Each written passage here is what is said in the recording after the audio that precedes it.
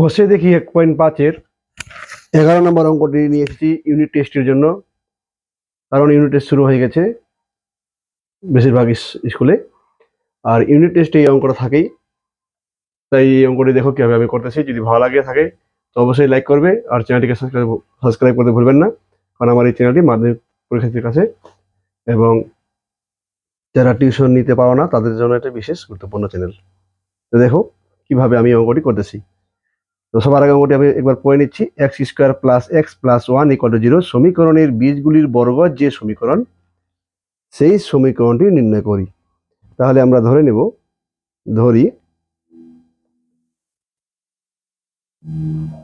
বীজ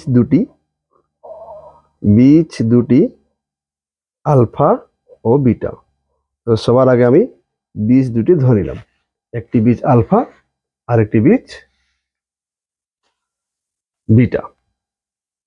এবার আমি বের করব alpha plus beta.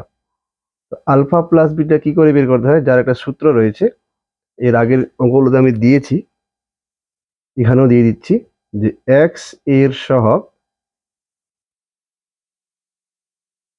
By x² এর সহগ।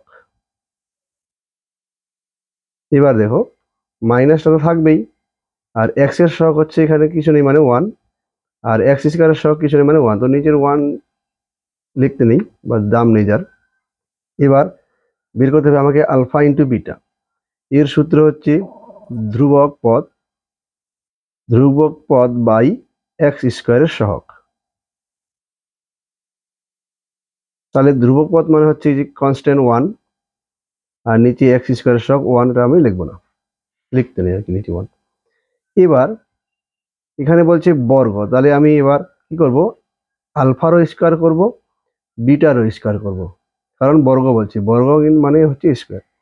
এবার আমি a² + b² এর ফর্মুলা বসাবো, সেটা হচ্ছে a + b² - 2ab। b মানে এখানে বিটা, a মানে আলফা। এবার a + b এর মান আমরা পেয়ে গেছি -1, তার স্কোয়ার, 2ab এর মান পেয়ে গেছি আমরা 1। এবার একের বর্গ একই হয়, আর 2 একে 2, আর 1 থেকে 2 গেলে -1 হয়, সেম মান এসে গেছে। এবার দেখো আলফা স্কোয়ার আর বিটা স্কোয়ার বের করতে হবে এবার আমাকে। তাহলে এবার আমি আলফা আর বিটার হোল স্কোয়ার করবো, কারণ দুইটা স্কোয়ার আছে, একটা স্কোয়ার নিতে হবে। আর আলফা বিটার মান 1, তাহলে 1 এর স্কোয়ার করবো, যার মান 1।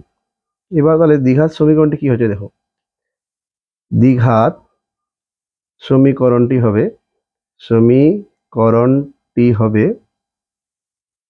এবার আমি সূত্র লিখবো দ্বিঘাত সমীকরণের সূত্র।